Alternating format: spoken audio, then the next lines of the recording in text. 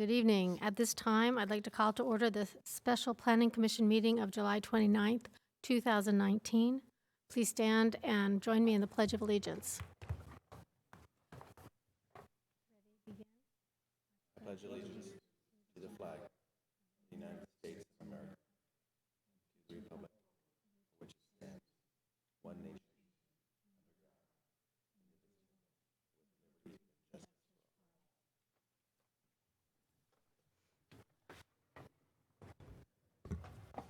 Will the secretary please call the roll?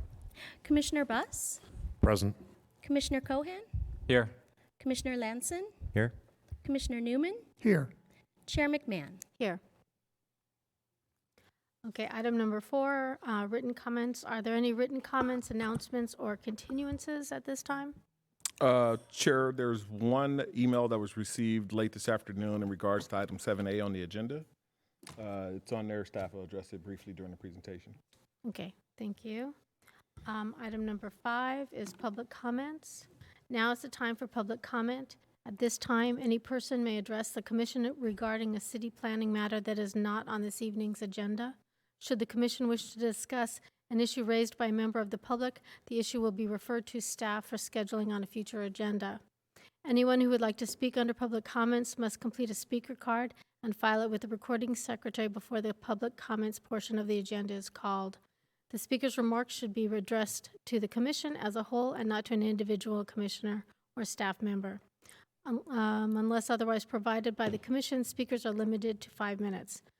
The monitor in front of you will show you the remaining time you have, but I do not believe we have any public comments. Okay. Item number 6, the consent calendar with the minutes of July 8th, 2019. Do any of my fellow commissioners have any comments, or is there a motion to approve the minutes? Commissioner? Thank you, Madam Chair. I would move that we approve the minutes. Can you push the button?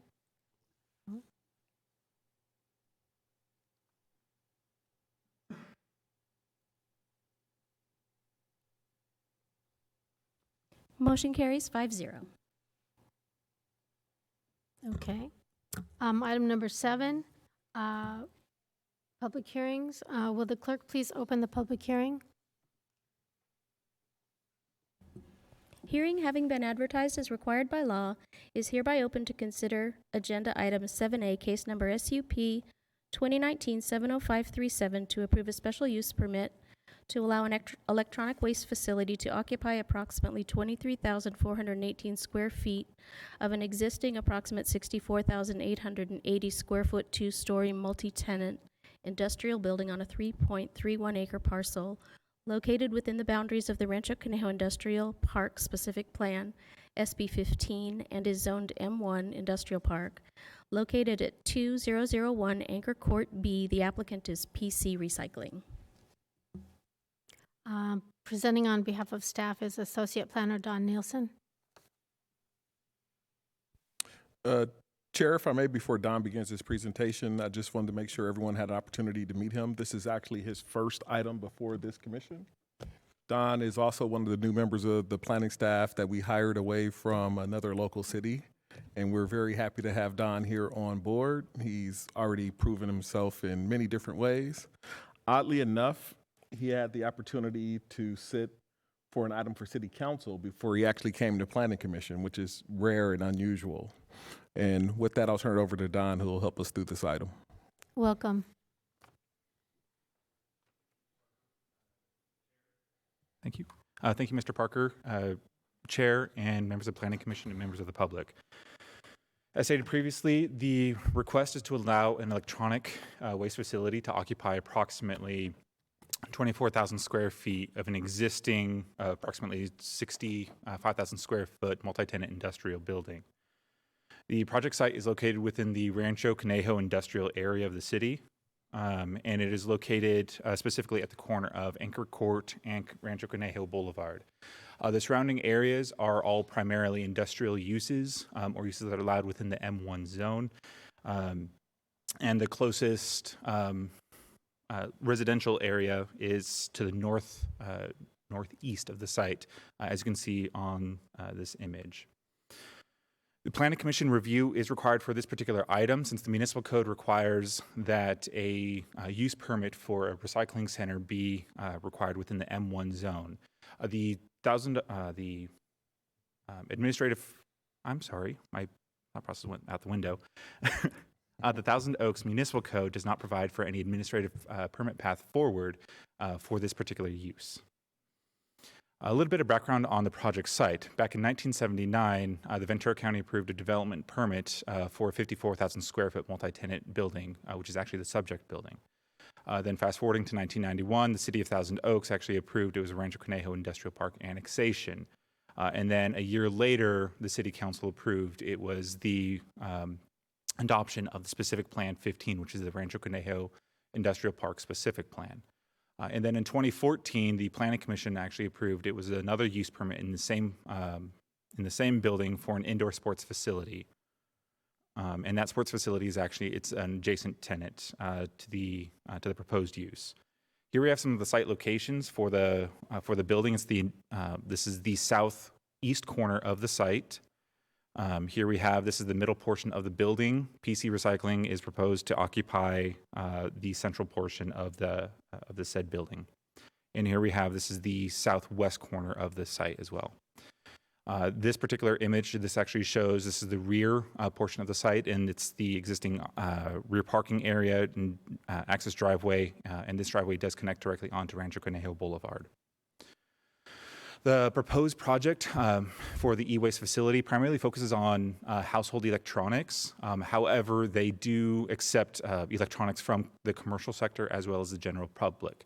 An example of this would be if a hotel is going through and doing a remodel, all the electronic devices contained within that hotel could then be sent to this particular facility. Or if you were to go through and replace all of your electronic devices in your house, you can then drop off the old obsolete devices at this particular facility as well. After PC Recycling receives those materials, they dismantle the components down to their base, down to the base materials, and then package all of those materials up for shipping to other facilities that are off-site. So no actual breakdown or hard manufacturing or processing actually occurs on the site. Additionally, all the employees, they do receive monthly trainings. An example of this would be proper handling and packaging of the materials. Also, all of these trainings that the employees receive are governed by other regulatory agencies at the state and the federal levels. The facility also averages approximately 4 truck trips each day, either going to collect materials or materials being sent to the actual facility. And the applicant did indicate they receive about 2 public drop-offs each day. This facility would be open to the general public, not just Thousand Oaks residents. Based upon those numbers, the expected and also any projected vehicle trips, they do not exceed any established thresholds that the city has. Here we can also see these are the applicant's proposed hours of operations. The city, we are not controlling these particular hours of operations in order to allow the applicant the flexibility of opening either earlier or later. However, the operation is still controlled by other facets of the municipal code. The proposed use is consistent with the industrial land use designation as contained in the general plan, and it does meet one specific general plan goal, as well as policies that are targeted for industrial, as well as the design and environmental review policies. Staff does have the full text of this, the goal and the policies, if the Planning Commission does wish to review those. The proposed project, as stated previously, is also located within the Rancho Conejo Industrial Park specific plan. That specific land does require any recycling facility to be approved through the use permit process. So therefore, this project is compliant with the specific plan. Additionally, the project is located within the M1 zone. The existing buildings, so the existing site conditions, all conform to the applicable zoning requirements. Additionally, the proposed use will not alter any of the exterior of the building. It will not add any new square footage to the building, and it will not alter the site. Based upon that, staff did not conduct a development standards review. And also because this is strictly for use permit only, since there is no exterior construction involved. However, staff did conduct a parking analysis for the site in order to ensure that there was enough parking located on site for all uses. And we can come back to this particular slide if the commission wishes, but just to point out, all existing uses on the site only require approximately 100 parking spaces, whereas the site does provide for 146 parking spaces. So there is still ample parking with the existing uses there.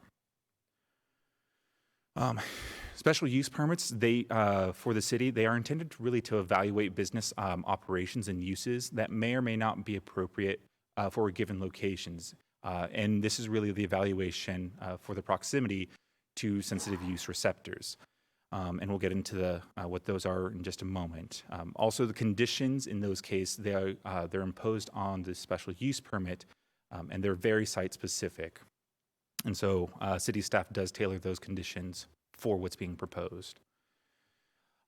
The proposed use is not located within 400 feet of any of the identified sensitive uses as defined by the municipal code.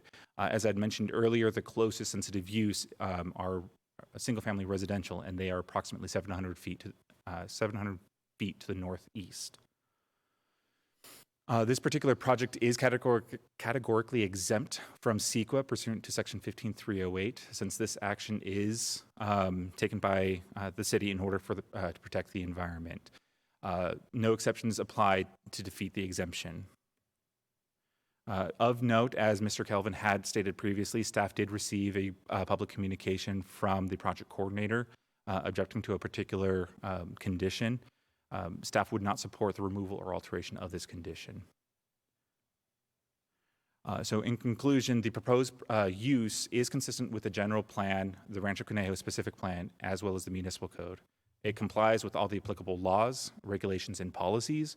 It will not be detrimental to the public health, safety, or general welfare. The project is categorically exempt from CEQA, and the project will be compatible with the surrounding land uses, since this is an industrial use located within an industrially designated area of the city that does contain other industrial uses.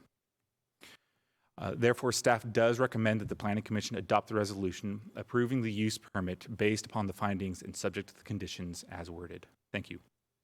Thank you. Do we have any questions of staff? Do you want to start? Thank you, Madam Chair. And thank you, Mr. Nielsen, for your report. First, regarding the parking and possibly outdoor storage, we got this additional note this evening. In your presentation and in the staff report, which was very helpful, thank you, there's Table 1 on page 5 of the staff report gives the required parking as 40 spaces. The letter we received just before the meeting states the lease grants the applicant the use of 55 parking spaces.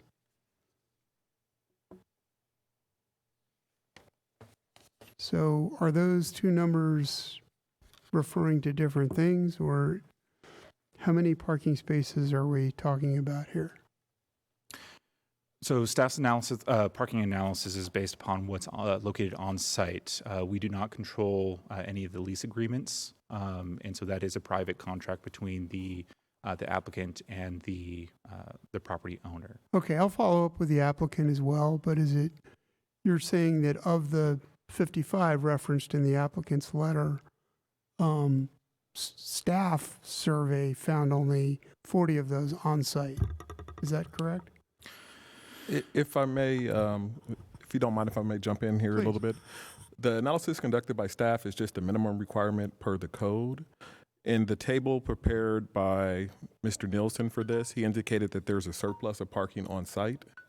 So he was correct in stating that the landlord has the ability to assign a higher number of spaces to any particular tenant, particularly when they're in surplus. Okay, so it's possible that all 55 spaces would be on site. That is correct. Great. Thank you for that.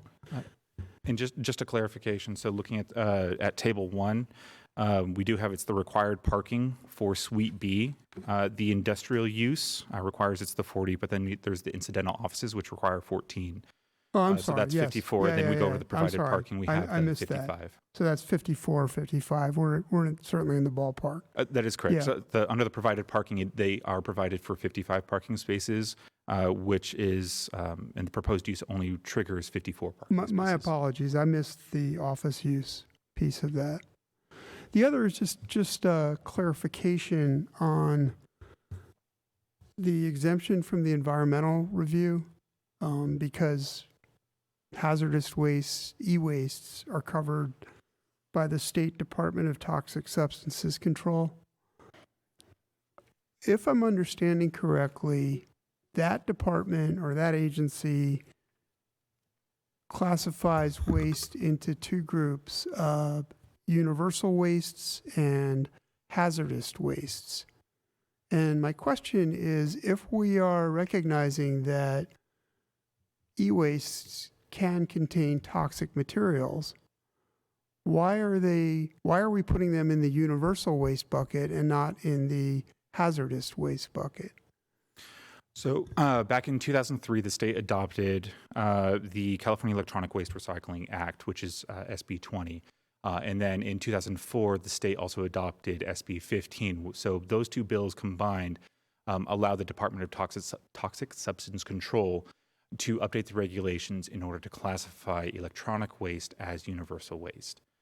So then in 2009, the DTSC updated the regulations to have that, to do the clarification of updating or where electronic waste is universal waste, but there's a caveat to it where the state actually put in additional regulations onto that. So you have universal waste, but any handlers that of electronic materials, they actually have additional regulatory actions that they have to abide by. So even though it's kind of a hazardous waste light, and it's kind of in that gray area between universal waste and hazardous waste. And the reason behind that is that because a majority of the electronic waste is not composed of hazardous materials. Electronic waste does contain trace amounts of those materials, specifically like lead, cadmium, and mercury. And all of those materials, so any of the hazardous materials, they're under strict packaging guidelines that are then sent to an offsite facility. And based upon all of the state regulations, so SB 20 and SB 50, there's enough of the regulations that the project can be exempt due to the reliance on the state laws. Additionally, there are federal regulations that do govern the disposal of those particular materials as well. Okay. So it's a semantic thing then, Exactly. not a legal distinction. Yeah, and staff did contact CalRecycle and the DTSC for their confirmation of the state laws and the processing and handling of these materials. So we do have that confirmation from those two agencies. Very good. Thank Chair, you. Chair, if I may, Mr. Newman, you have a great point about this. We don't usually use Class 8 as far as an exemption.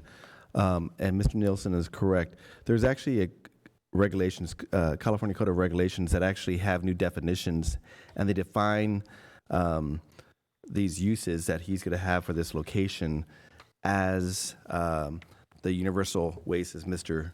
Nielsen said. So it does meet that exemption, and because you have all these regulations by the state and federal government, we're able to use that exemption. Thank you, Mr. Heer. I do have one other question. Okay. Have you heard from any members of the public, pro or con, about this application? No. Thank you. Thank you, Madam Chair. Thank you. Do we have any, Commissioner? Thank you, Mr. Nielsen. That was a great report, and welcome to the process. Thank you for going through the process with us. Just a quick question. That was actually my first was about the public, but the second, I kind of want to get a little more definition on this one item that we have the email on. Did the staff make a determination as to whether these containers would be deemed storage under the terms of this provision? Yeah, so the identified containers in the email would be considered outdoor storage per the municipal code's definition. As contained within the applicant's submitted materials, it was indicated that there would be no outdoor storage of any kind, and all operations would be contained within the interior. It stated that in the applicant's narrative, which is attachment number 5, And if there is any proposed outdoor storage, it is typically seen on the actual site plan, and the submitted site plan did not contain any locational criteria for outdoor storage. Hence the reasoning behind this condition number 10. The applicant has spoken with staff about potentially continuing this discussion on an internal basis after the particular hearing, since the condition does allow for the community development director to potentially approve some form of storage, but that decision can happen outside of this approval. Okay, and second question is, to the extent this was approved and they needed 2 parking spaces, would that then create the problem that there would be deficient parking? That is correct. So right now, the parking analysis that staff conducted is based upon the uses that are existing at the site. However, if a new use were to come in that was more parking intensive, that could potentially trigger an issue with the total provided parking on site. Given that staff was unaware of the desire to have outdoor storage, we were not able to conduct a proper analysis with that in mind. So we cannot actually speak to the provision of outdoor storage at this time. I guess my only follow-up question, maybe somewhat rhetorical, is this something we should continue to allow this conversation to take place, or is this something we...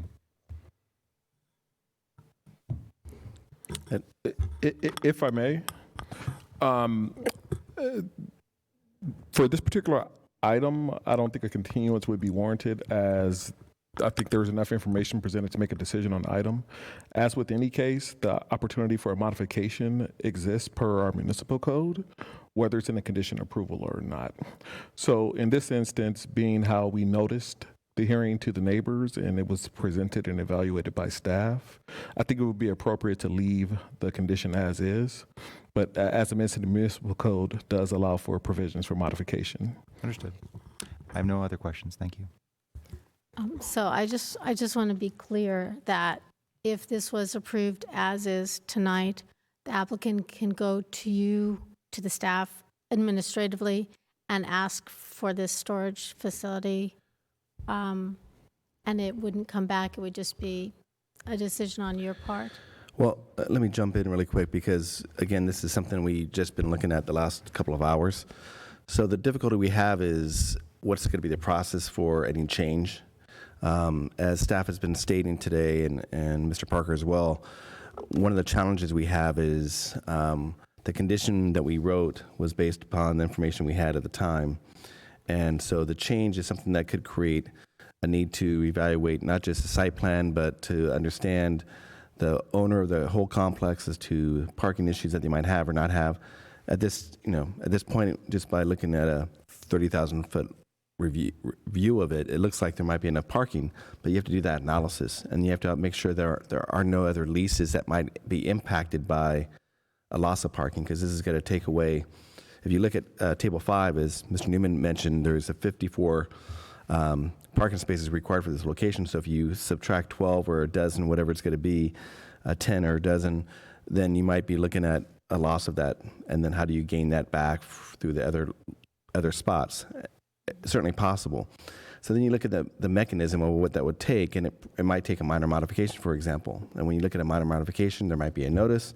There might be someone who's not upset about that because now there are bins outside, and so that might be an administrative hearing. It might go. There could be other situations that could happen. So I think you might hear from applicant. They were going to ask for a request. I won't speak for them, but I assume they're going to ask for a request, as they did in the email, to change that condition. That'll be before you tonight. But right now, staff's position is that we're going to keep the condition as written right now. Applicant can make his request, and you can hear that and make your decisions based on the request and the information that we can provide you. Thank you. Do we have any more questions, Commissioner? Yes, I have a question regarding the loading dock in the back. Is that currently being used for the facility, and can that be a staging area for the storage bins? So the current suite is actually vacant, and so that it isn't being used in terms of actual use for any potential storage areas. That would be something that we'd actually have to take into evaluation, considering its any visibility location of those particular materials. In terms of actual use during the operations eventual operations of the facility, we will have to defer to the applicant on intended vision for that loading dock area. Thank you. Thank you. Commissioner? Anybody? A commissioner? I just want to confirm, so we've received no comment from the other tenant in the property? That is correct. So staff did not receive any phone calls, communications, or public counter visits from any tenants, residents, or adjacent property owners. Okay, that works for me. Thank you. Thank you. At this time, we will now ask for the applicant and the applicant's representative to come and speak. Can you please come to the podium and state your name and city of residence for the record? And you have 15 minutes. I'm with Jackson Titus Law Firm, and I'm here representing the applicant. And the first thing I'd like to say is to thank the commission and the staff for basically having the special meeting tonight to deal with this issue. My client had been notified that his lease in his former location has been terminated, and this is a service that is an asset to this community. I've been told that California's purchase 125 million new electronic devices every year. And what that means is they probably get rid of close to 125 million electrical devices every year. And the applicant here is the only recycler, dismantler between Los Angeles and San Francisco on the 101 corridor. So he is providing what is a unique environmental service because the state says, we don't want these things going to the landfill. They would go to the landfill if we didn't have facilities like his to dismantle them, put them into basically plastics, metals, and then get rid of the hazardous waste in an appropriate facility. So that's what he does. He does basically dismantling. He doesn't refine anything. He's not changing any of the hazardous waste into something else. It's basically breaking up these products into various parts. It was indicated that we had sent a memo or an email that I guess you got there today, and we're quite willing to work with staff on resolving the issue of the containers. 2 containers come each week with electric waste in. That electric waste is then taken out of those on a daily basis, dismantled, and then there are 2 bins in which plastics go into one bin and metals go into the other bin. These will be located in the back part of the building and nearest possible to the applicant's lease space. And in that back part, the adjoining property is at a different pad level, a higher pad level, and it's heavily landscaped. So this is in reality a isolated and hidden area. We are quite willing to work with staff and give them a new site plan on that aspect and work on ways we can further screen, if there is an issue, those facilities. But the applicant is only in business because he processes thousands, tens of thousands of electrical devices on a monthly basis. That's the only way you can make money in this. You can't recycle 10 TVs, 50 TVs, 100 TVs, make any money. So it is in a bulk. He has bulk deliveries, and he will have bulk takeaways of the metals and plastic. And it's just part of the business. And he has been in the business for 10 years. He is reviewed by various state agencies as well as a organization that does regular audits. They come, surprise visits. They aren't announced. They come and knock on the door, and here we are to see how you're handling everything. And they have a lot of regulations. This is not an unregulated business. This is a heavily regulated business. And he has operated 10 years with no violations, with a perfect clean record. So he is doing a good job at what he's doing, and it's a job that's needed. We all have electrical devices in all our homes, and frankly, those electrical devices, yeah, they may have hazardous waste in them, but they're in your house. They're in your garage. And the issue in this state is how do we properly recycle those and take care of that waste? And it's interesting because in the last couple months, the countries in Southeast Asia have refused to accept electrical devices, electrical waste from the United States. So we have to deal with the problem here. And this is just one of the providers of that service. Is becoming more and more important. And with that, I can respond to any questions or...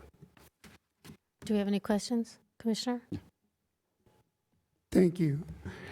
Mr. Sellers, the business about the outdoor storage is substantially different than the applicant's narrative that was submitted in the notice that went out to the public. That was 5 days ago, and we just got word about this 5 minutes before the meeting. Why the big change at the last minute? Well, personally, I didn't see the conditions until I got back from vacation and looked at them Okay. today.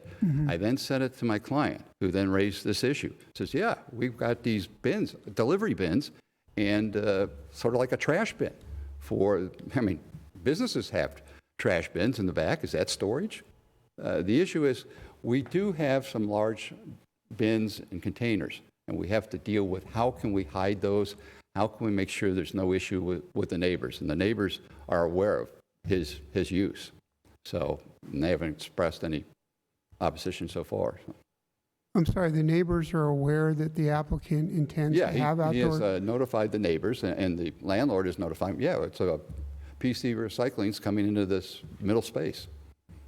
Okay, so you're saying it's not new that others are aware that the applicant intends to have outdoor storage? This is something that's been known? They never expressed any concern about it, so we didn't go into details with where these bins will be. I'm not questioning whether they're in favor or not. My question is why it's news to us, if this is something that has been known for some time. First of all, Applicant. Excuse me, would you please state your name and city of residence? I'm sorry. I'm Fulton Connor. My residence is in Oak Park. Business location is in Newbury Park. The reason the confusion here, and I apologize, is we don't store anything outside. These things come and go on a rotational basis. So when I saw the word storage on the document, which I just saw today, I did raise a question for clarification on it. There was no deceit on our part because we don't leave anything out there. That's not the intent of what we're doing. It's just bringing this material in large volumes so we can process it and get it out in large volumes. There's nothing left out. Nobody sees anything except for the container itself. And unless you're very observant, you would see that there are different numbers on the containers on a very weekly basis. To you, the casual observer, they may look the same being there all the time, but no, that's how we're bringing material in and out. Okay, so just again, so I understand the nature of what's being stored, Yeah. if you will. It's the storage thing, yes. Right. They are, so containers are being brought in from the outside, offloaded from a truck. Container sits there in the parking lot. So Staff takes pieces from that container. it's in one movement, if you will. The container's open, the material's taken out, brought inside, and then it's dismantled. Okay. The containers, so you know, originate from the landfill. So all the material is not allowed to be buried in the landfill. It's diverted into the container, at which point is sent to us to be completely dismantled. And we rotate those containers in and out on their behalf. Okay. And then following up on what Mr. Sellers was saying about notification of neighbors and landlord.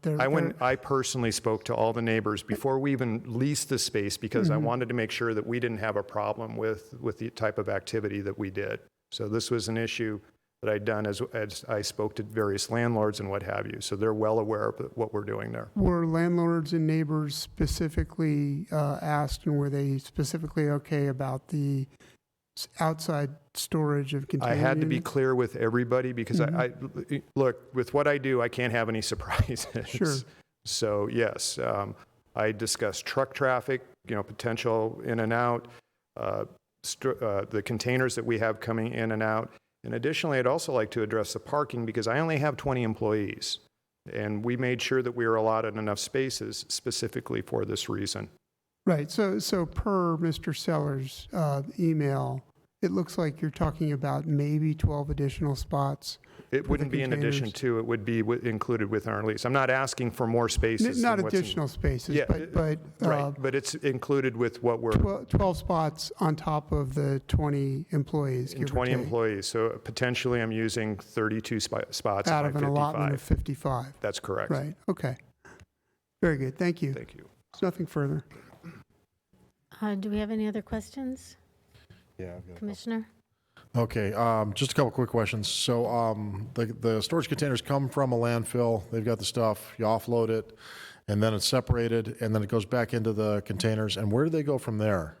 I'm just trying to follow the process for how this recycling works. So when the material's offloaded, then we separate and break it down to its most basic products. Yeah. I'm essentially in the commodity business. Yeah, yeah, Steel, copper, aluminum, gold, plastic. Okay, so you just sell it out, and it's all pre-contracted, you have it? It's all specific price? pre-contracted, and we ship all over the world. Okay. That's what I was So, curious but about. remember with me, it's about volume. I have to fill a container, which is, 40,000 pounds. So this is stuff that we're shipping out on a daily basis. Okay, that's what I was curious. So these trailers come in 2 at a time, and they stay They there come for a in, week we or empty daily? them, they leave empty. Those particular containers leave empty. Those leave empty, and you get other We ones. package the stuff, the material in-house that we ship out to various countries around, over the globe. Oh, okay. So Copy that. that's what we're doing in-house. Okay, perfect. And then I had one more question as far as materials. Do you have batteries, other flammable? We do. explosive So, materials? and all that stuff is handled. So we've got a vendor that takes lead alkaline batteries. I don't like to take them in, but we do take them because of, electronic toothbrushes. You'd Oh, be yeah, surprised and what that's why batteries I'm are asking, in these 'cause- days. And that stuff won't be stored in those outside containers. That would all No, stay in the- none of the, and again, I want to get away from storage outside. We're not storing anything outside. Those containers are strictly for offload. to move Offload into only, the so nothing gets facility. loaded back into them. There's nothing loaded back into those containers. Copy that. Okay. They I'm leave glad you empty. explained that for the third time Yes. so that I could follow it. Thank you. I'm happy to explain it lots. All right, perfect. All right. thank you. That answers my question. Thank you very much. Commissioner? Hi, Mr. Sellers. Quick question. In terms of the containers, how big are they? 8 by 25, 8 by 25, and the other containers, I think we mentioned it today, are 8 by, 8 by 20 and 8 by 8 by 25. So essentially the size of a parking space. Essentially the size of a parking space, that's correct. And I'm assuming are they locked in any way? Are they contained in some way so people can't just all of a sudden come up and take anything? Good luck trying to get one of those doors open. We usually have to use a forklift to open them. So is there any possible way as part of the premises that these containers could be brought in the facility? I reasonably could not tell you that I could load them indoor or move them indoors. Is there a loading dock as part of the property? We have that- loading docks, yes. And would and there a be a way ramp. to actually have that container brought in as part of the business and again, have it be in the building as opposed to outside? I could not move it inside. I don't think it would actually even clear the dock. When is the container delivered, just out of curiosity, usually? It's usually based on the trucking company that I work with. I call them, let them know that they're ready, they've been cleaned out and they're ready to be picked up, and it usually happens within a 2 or 3 day period of that phone call. It happens on every Tuesday it doesn't work that way. So how long would a container be on site then for a certain period of time? It's usually never there for more than 4 days. Okay. All right, nothing further. and just let me add that the loading dock, he has other trucks, smaller trucks come in with electrical waste that back up and then unload into the facility, so. Well, that's good to know. That's good. Anybody else? Commissioner? Just one quick follow-up, Mr. Fulton. My understanding and from previous visits to your existing facility in Newbury Park, there currently are a large number of bins outdoors, correct? There's Smaller currently bins. I'm sorry, there's what? There are currently smaller bins that are outdoors at the current facility, Well, correct? it's the same containers we're discussing Mhm. today. The difference between my current facility and our new facility is we have an outdoor area that we're doing dismantling outdoor. It is covered, but it's still outdoor dismantling. Okay, That's what I'm referring to, yes. We're moving all those operations indoors. So none of that's going to happen outside. Okay, good, because I saw at the current facility, I saw a large number of different kinds of bins, and all of that Right, goes all that indoors. stuff, I now understand what you're referring to. No, that all gets moved inside. Very good, thank you. That stops. Thank you. Any more questions from the commissioners? Okay. And it doesn't appear that we have any public comments. I think if that's it, if we have. I have one more comment. We do process 10 million pounds a year, so we are a big part of what goes on in this area. Thank you. Thank you. Okay. We have no speaker cards. Can we have the staff follow up with some comments?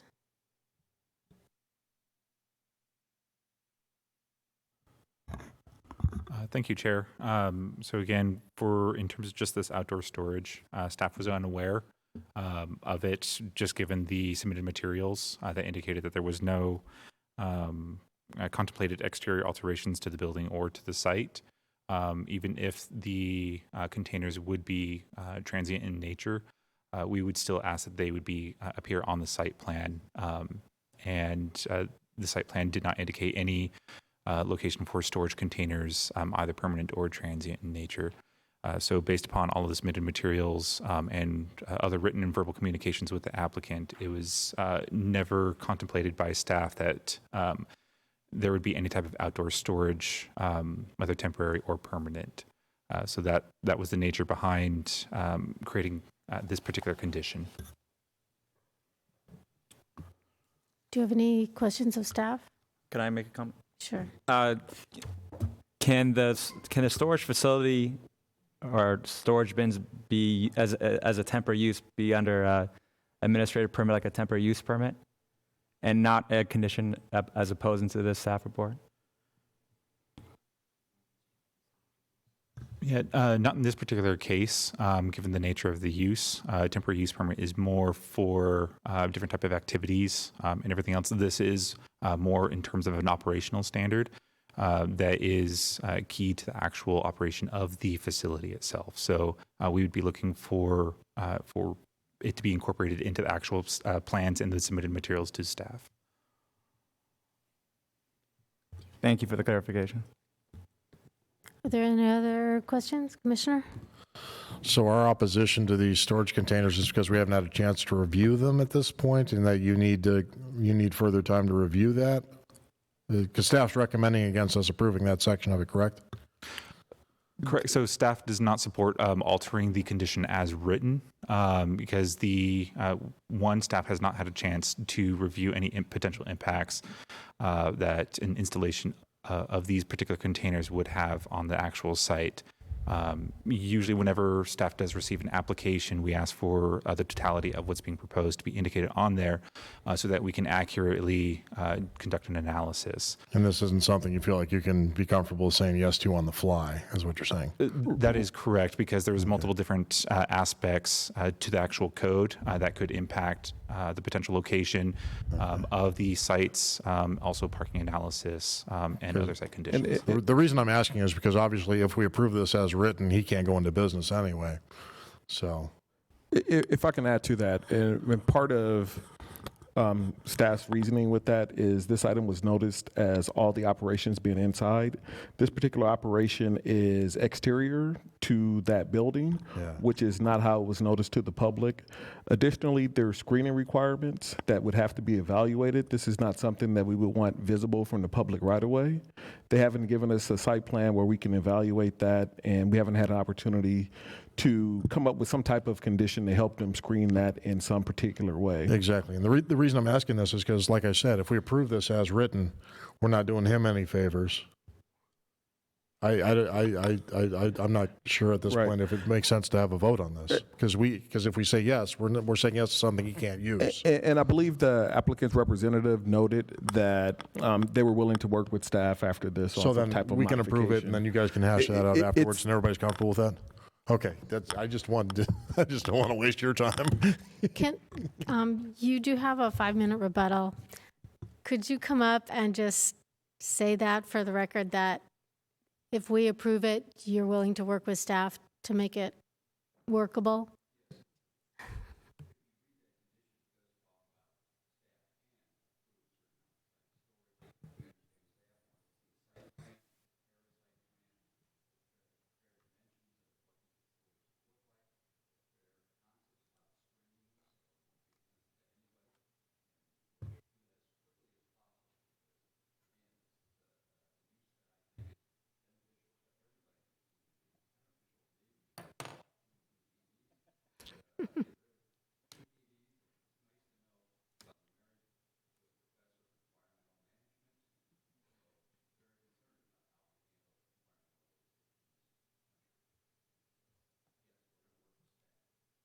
Okay, thank you. If I may, Chair, just hearing the comments from the commissioners and obviously the applicant's request and comments, maybe we could clarify the condition 10, which is in the last attachment on page 9 of 12 of that attachment. And this is the condition 10 is the one that we've been referring to. And it doesn't look like it's opening for you. No, I've lost it.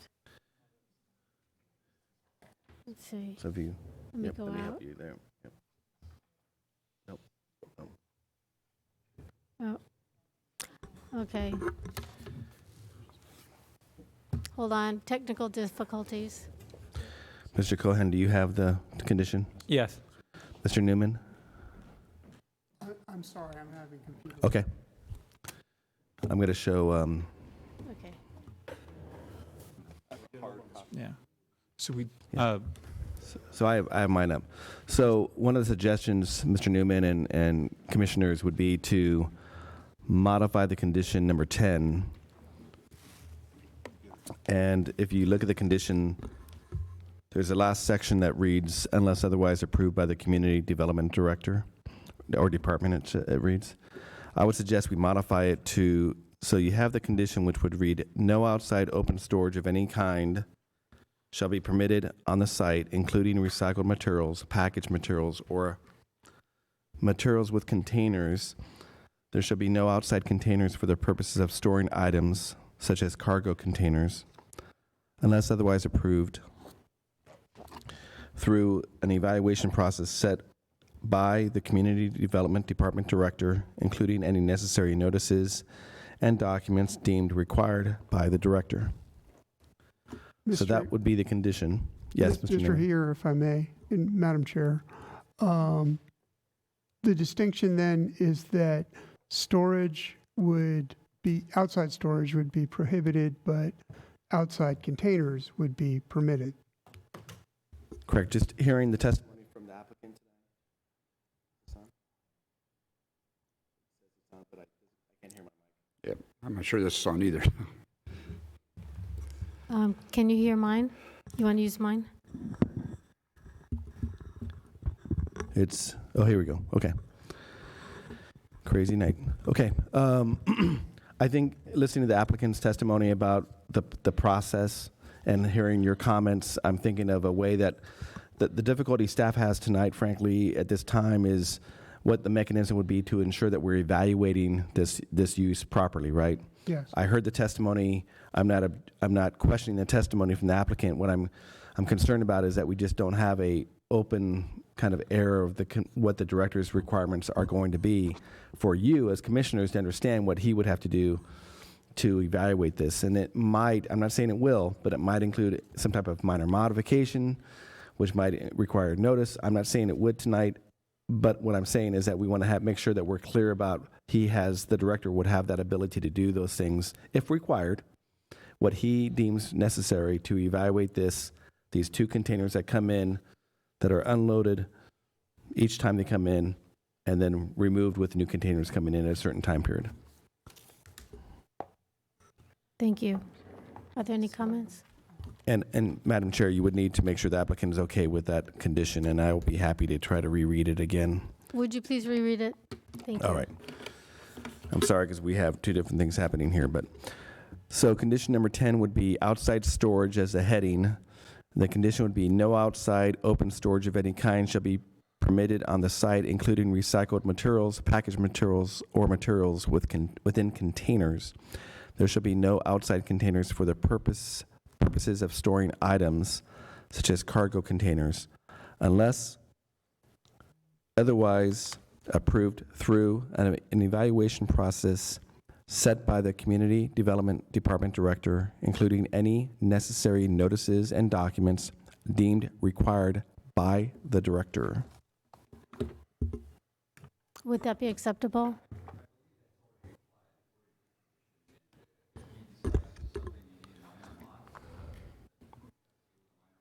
Okay.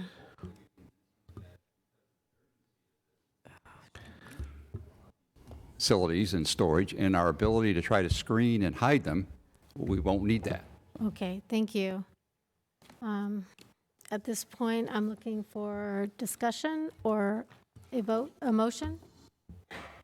Mr. Heer, just to clarify, this condition does not require them to come back to Planning Commission with the site plan design review. Right, so that goes back to the hesitation, and again, part of it is looking at the worst case scenario, but when you have any type of, for example, if you have to have a minor mod, and again, I'm going to be clear, I'm not saying there's going to be one for this case, but if you had to have one, that could be an administrative hearing that could result in someone hearing it, appeal, that would come to Planning Commission. That's, I won't say far-fetched, but I'm just saying that would be a possibility. Okay. But again, the goal would be to have the director make a decision on this matter with the information provided. Right. Again, requiring additional documentation, of course, making sure that we are doing our job as planners to ensure that these things are being evaluated. Agreed. And I don't think the condition as set is a little bit too broad there. Yes. Again, I understand the need for speed, but we also have a tough situation here tonight. Thank you. Commissioner Newman? 2 points. One is just administrivia. My iPad, or this iPad, is cut out. So for purposes of taking votes or whatever else we do, we may need to go to the voice vote route. And then, Really quick, Madam Chair, I want to make sure we're clear with the applicant of what the condition is going to be, if they're going to accept the condition as I read it. If that's what you want, the commissioners need to decide if you want the condition as currently written, number 10, or as I just reread with the changes I put in. And then you have to make sure that the applicant's clear on that condition and agrees to that condition. It is my understanding that the applicant agreed with your changes. So I guess I'd like to hear from the rest of the commission if they're agreeable to those changes. the second administrative question I have is, what part of the hearing are we in? Are we still in the public hearing, or have we closed? We have not closed the hearing. That's why I left it open. I haven't. Okay. We haven't closed it. That's why. Have not closed it. Correct. Right. The applicant is that was your still comment. on Okay, deck. so with all this technical confusion, I did not close. Right, the and public- the reason why it was okay not to close is because I want to make sure we have clarity with the condition Okay. before you do close it, because if you don't, then Right. you have to reopen it. So in terms of the substance, Mr. Heer has proposed alternative wording to condition 10, and my understanding is that the applicant has agreed with that alternative wording. Is that? Incorrect. You will shut us down. You've closed our business. The alternative wording I don't understand how allows that closes your business. outdoor. I'm not sure that's true. The alternative wording. I need those containers to operate my business. And so Understood. if I'm waiting, as I understood this, and I can't use them in the interim, it's essentially shut us down. My reading of this, and I'd like Mr. Heer to weigh in here, but my understanding was that the change that he made permitted permitted containers. It made a distinction between containers and storage, as you've made, and permitted containers to be outdoors. Then I apologize. I somehow misunderstood this. But I'm gonna defer to you, let's Mark. check back with Mr. Heer and be clear, because it's an important distinction here. What I think Sure. the applicants also say, the urgency. And any delay in this process is just going to be terrible for them. We're not going to make a decision, Mr. Sellers, on something we heard about 5 minutes ago without being very clear of what the terms are. So let's be clear on what those terms are. Mr. Heer. Thank you. Okay, so, sir, the condition is that it is prohibited unless the community development director does the review and approves it. So you are correct. It is not approved.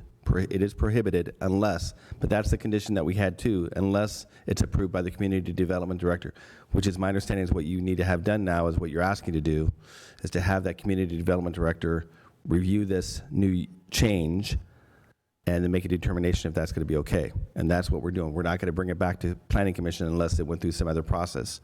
Again, I have to caution everybody that I can't assume that this change is going to be, someone's not going to be upset about it and want to have a hearing on it. I don't think that would happen, but I can't assume that. So got to make sure that the director has an ability to make decisions through a process that he deems is appropriate for that review. So that's why I'm changing the condition just slightly to ensure that he's comfortable with the review process that he needs to have done. Mr. Here, to follow up, perhaps I misunderstood when you read the suggested alternative language. Was it not correct? Did you not suggest changing the condition to allow containers to be outside? It would be to be allowed outside if it's approved by the director. If approved by the director, I see. Correct. Okay. Chair, Staff? if we may be permitted, we can actually try and edit the condition number 10 live, just so everyone can see the exact text of what Mr. Here has been stating as well. So Mr. Here, I last ended up on Community Development Department, and if you can humor me and state your proposed condition language one more time. For number 10? That's correct. So it would be no outside open storage of any kind shall be permitted on the site, including recycled materials, packaged materials, or materials within containers. There shall be no outside containers for the purposes of storing items such as cargo containers unless otherwise approved through an evaluation process set by the Community Development Department Director, including any necessary notices and documents deemed required by the Director.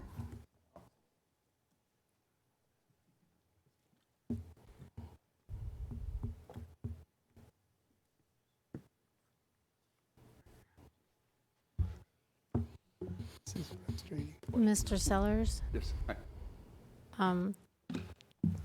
We're kind of waiting for your thoughts, your response. Is this adapted? Well, there's a great urgency. We would like to meet with the planning director tomorrow and try to get this resolved as quickly as possible. That's the goal here. So, Otherwise, the facility is shut down. That doesn't benefit anyone because they're out of business and they're out of the other site. staff, is that possible?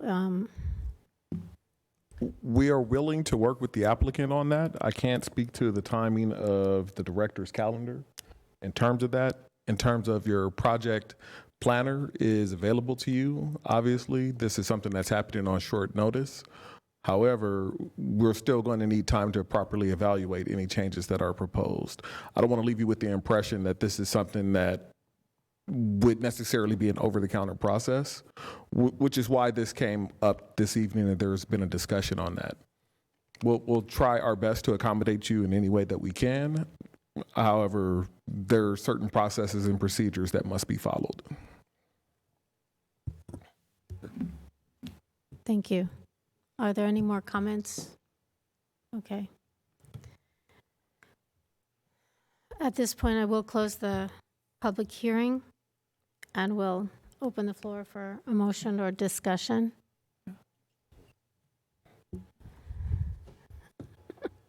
Commissioner?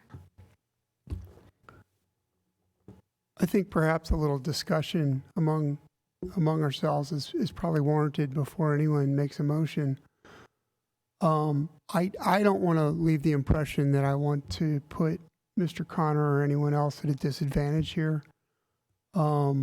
I understand the distinction between containers being outside and storage of e-waste being outside. Those are two different things. We're all clear on that. At the same time, there's this process concern where the application as brought to us, including the applicant's narrative, said all storage inside. The applicant's narrative says that as well.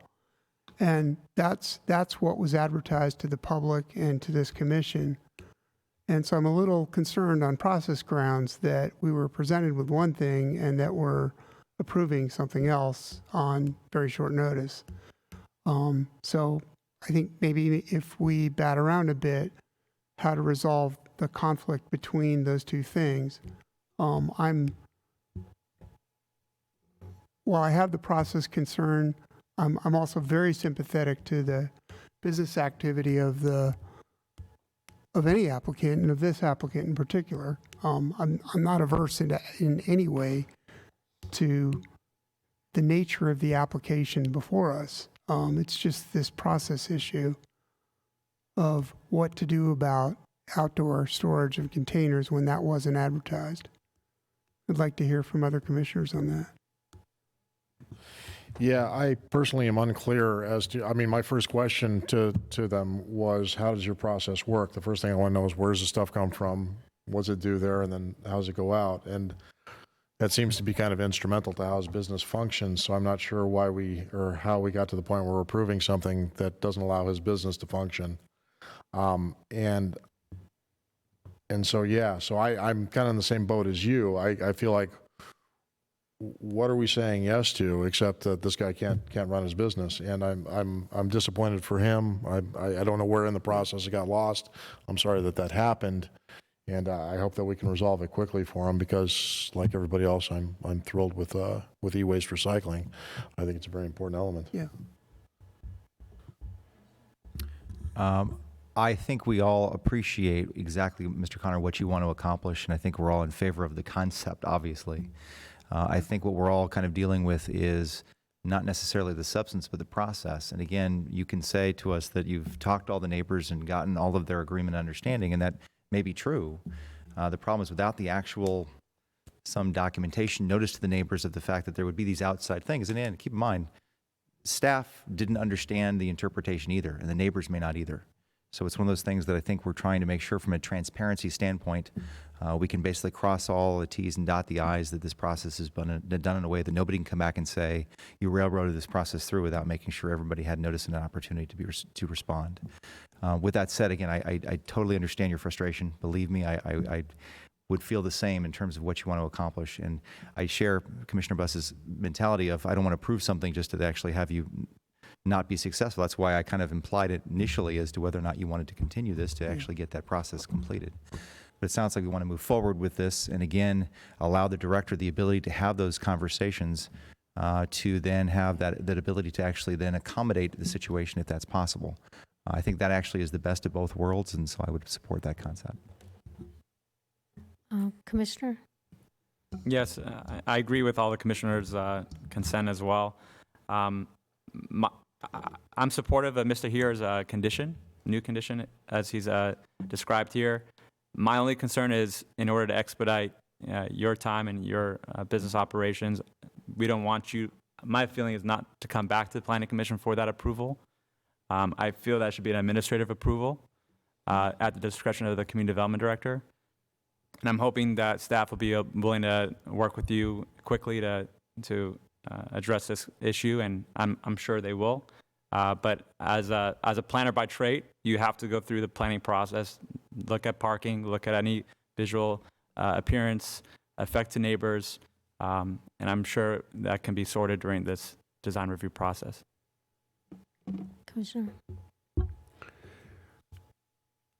I don't have an opinion on whether approval of the change in condition should be before the commission or administrative. I don't know as much as my fellow commissioner about the process to say. I want to agree with something Commissioner Lanson said, that a continuance is also a viable option, and maybe what we should be looking at is a decision between whether we want to vote on the application as is with the changed language of condition 10 Mr. Heer suggested, or vote for continuance. I would like to express my opinion. I think if we vote for a continuance, there's the notice, there's all this time delay. I think we need to give this gentleman an answer. And I personally think that this is the type of business we want in our community. And I feel that we need to work with him. And I sense that the city wants to work with him as well. I don't think it would be fair to continue it because that adds so much more time. This should be handled, in my opinion, administratively. Yeah. And we're I'm in sorry. closed, we're The in meeting closed has been session. closed. I appreciate the process issues around a continuance. Those are all good points. And I just want to emphasize that I haven't heard anyone on the commission say anything against the business activity. It sounds like we're all very much in favor of finding a way for this applicant's business to continue uninterrupted. The question is, how do we get there in a way that is code compliant and that is transparent and is consistent with what was advertised to the commission and to the public? Commissioner Lanson, did you have something? Yes, I just wanted to check with Mr. Hayer. Is it legal for us to abdicate our responsibility and to give it to staff, and as far as that section 10 goes? I mean, Yeah, so again, this is why we're wording the condition the way that we're wording it, Okay, is simply so- to ensure that, I just have to protect everybody, including commissioners, that the director's got to be reviewing this whenever he reviews it. And to be clear, a approval tonight is approving this project, this use, with a condition, and that condition is going to say that the director needs to chime The in on this director one, can figure on out this how one to do issue. it. Everything else, he's fine with the conditions. It's just that one issue that we have to deal with. And so my hesitation is only in the fact that I'm going to assume it's got to be, I'm predicting it's got to be a very simple process for him to review. I can't speak for it until we review it, though. And that's kind of the thing I'm thinking Right, is, and so that that was- what if this turns out to be something That's more why I'm than wording the something, condition and then we're the way- giving that all to one man to make a correct. yes or That's no why I'm on. wording it, because we got to make sure the process, for example, let's say it's a minor mod, it's got to be approved. It could be approved administratively, absolutely. But there's that process that can be done with that, and you never know what happens with a minor mod. Because That's why. we're both in agreement that 99 times out of 100, nobody's going to care about this. But there is a possibility that people are going to start caring when they find out there's going to be storage containers outside that have various e-waste in them. Correct. Okay. Is there any more discussion? Do we have a motion? I'd like to make a motion to approve the project and the conditions stated herein, except for the revised condition number 10 that Mr. Hayer has proposed. Are you including the revised? Yes. Okay. I believe the condition's on the, is that true, Mr. Nielsen? Good job. So that condition actually is now been printed up on the large screen. Oh, now it's in front of you. I would ask that Mr. Ear do a quick proofread to make sure that I captured your comments correctly. And we will pause for that.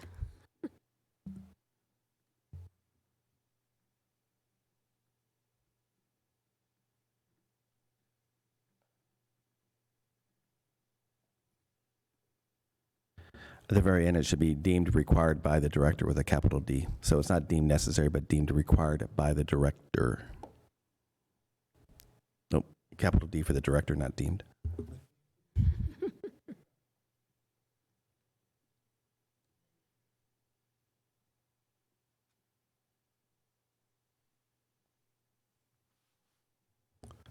Yep, that would be it.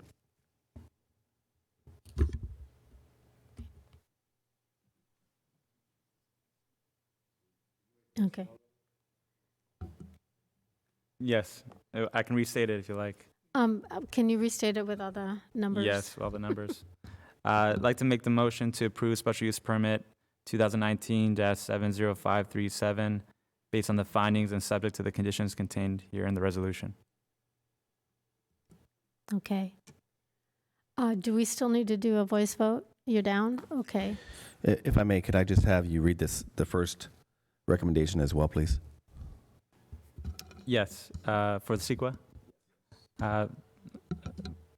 find the project to be category exempt, the provisions of CEQA under Section 15308, Class 8, actions by regulatory agencies for protection of the environment.